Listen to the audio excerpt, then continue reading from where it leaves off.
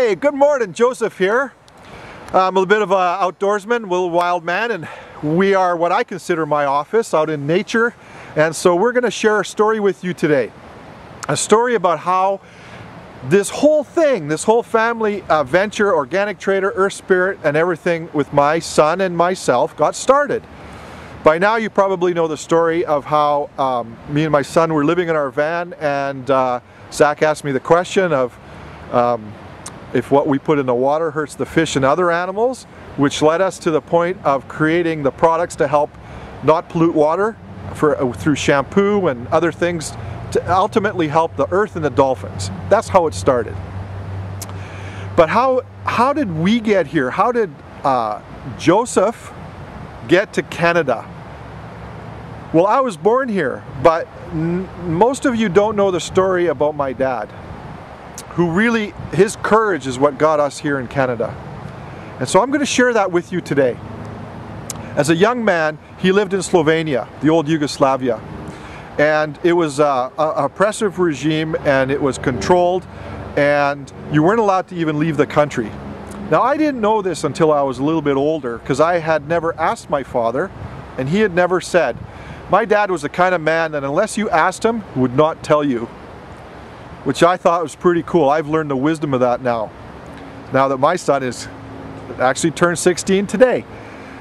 If people ask you, they want to know. But when you tell somebody and they haven't asked you, they may not always want to know. So when I asked my father, Dad, how did you get to Canada? This amazing story unraveled of his adventure, actually a real true heroic story of how he took the risk of his life to get us here to a better place, to a new country, to somewhere with more promise. My grandparents, my dad's mom and dad, they farmed 5 acres in exchange for food. They didn't own the land, and they basically farmed in exchange for being able to live somewhere and have food. So my dad had learned about growing crops and about farming, and he was farming for the state in Slovenia at the time, and he was 18 years old and decided that this didn't look like much of a future. So he decided he was going to escape from the country. Now, in those days, if you tried to escape and they caught you, they shot you. So my dad, under penalty of death, decided that he would try to make a better life. And so what he did is he planned for 6 months. His brothers were too scared to come, but his best friend agreed. It was so dangerous that the night they left, they didn't even tell their parents. So my dad left with a chocolate bar in his pocket and left everything behind, so there would be no clues, so that his parents, my grandparents, would not get in trouble. Well, they came to the border, and they came under the full moon, under the lit moon, so they could see the tripwires along the Austrian and Slovenian border, so that they could escape underneath them and not trigger the alarm. There was sentries every kilometer with rifles, trained to shoot. They didn't even warn you. If they caught you, that's it. And German shepherds to chase you down if they didn't get you. So my dad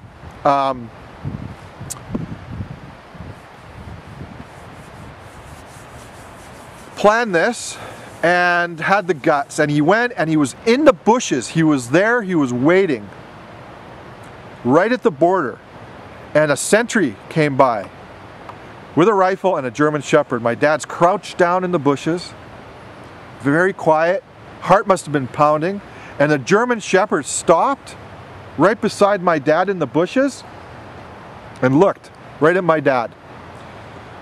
My dad didn't move. The German shepherd looked the other way and kept going. Did not bark, did not do anything. And I thought that was pretty amazing, because maybe that animal felt that my father was doing something that was actually important, that had integrity.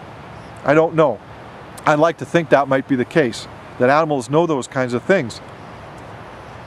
So as soon as the sentry went by, far enough, they found the tripwire under the moonlight, and they went underneath it, a little part where it was an old riverbed, so there was a little bit more room, and they slid underneath, and they went down an old riverbed almost all night until they got to a little town in Austria, really in the early hours of the morning. And there were some Austrian guards there, soldiers, and they told my dad, they laughed, "We saw you coming down all night in the moonlight." And my dad didn't know what would happen, but the Australian soldiers were friendly, and they said, "Where do you want to go?" And he said, "Well, I want to go to